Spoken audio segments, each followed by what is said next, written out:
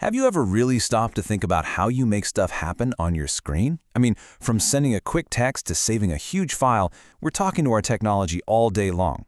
Today, we're going to look at the tools that make that whole conversation possible, input devices. Okay, let's jump right in.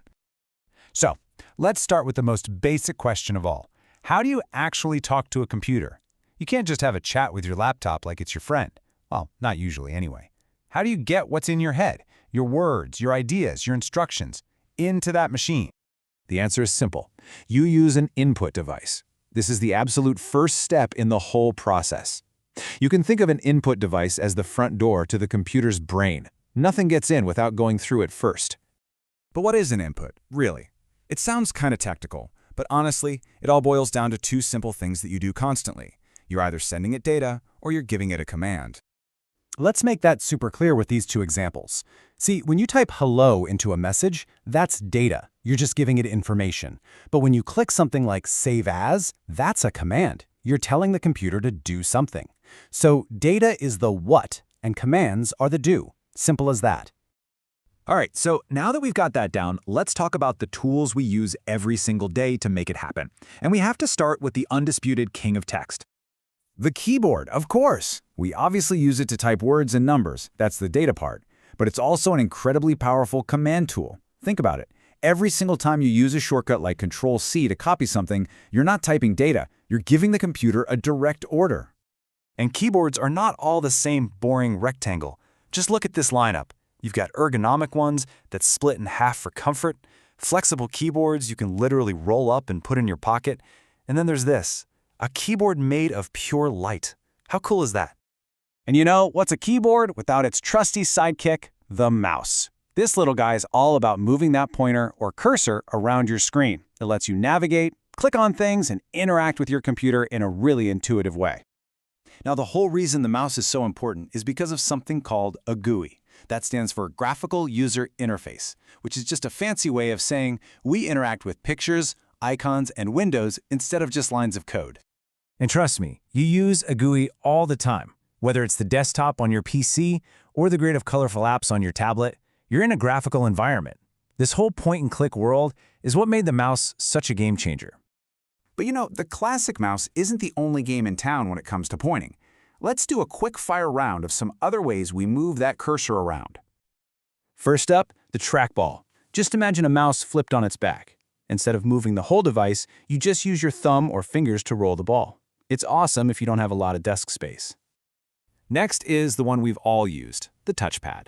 It's built right into just about every laptop on the planet.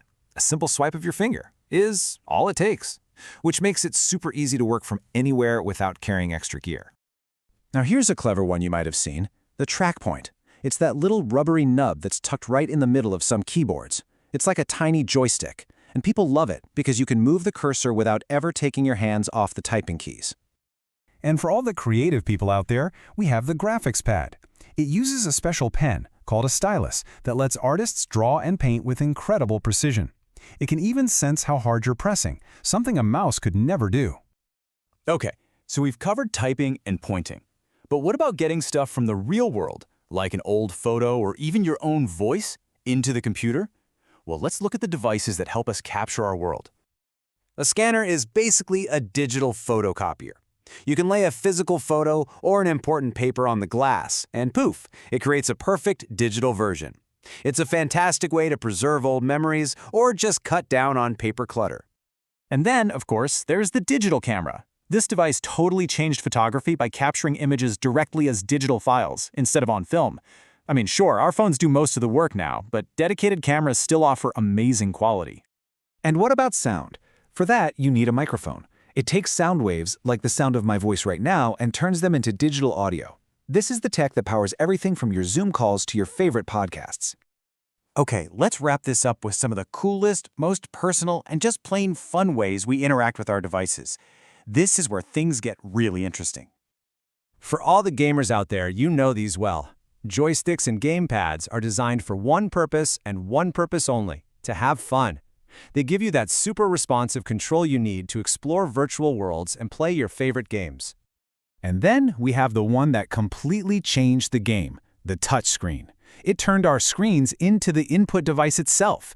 It lets us use the most natural tool we have, our own fingers, to tap, swipe, and pinch our way through pretty much everything we do on our phones and tablets. But things can get even more personal than that. You know, the most advanced, most personal input device is actually you. Biometric devices don't need you to type or click anything. They identify you by your unique biological traits, like using your fingerprint to unlock your phone or your face to log into an app. So, let's bring this all home, just for a second. Think about it. As you're watching this right now, how many input devices are you using? Maybe a mouse to click play, or a touchpad on your laptop? If you're on your phone, you're using a touch screen, and you probably unlocked it with your face or your fingerprint. These bridges to our digital world are literally all around us, all the time. Pretty wild when you think about it, isn't it?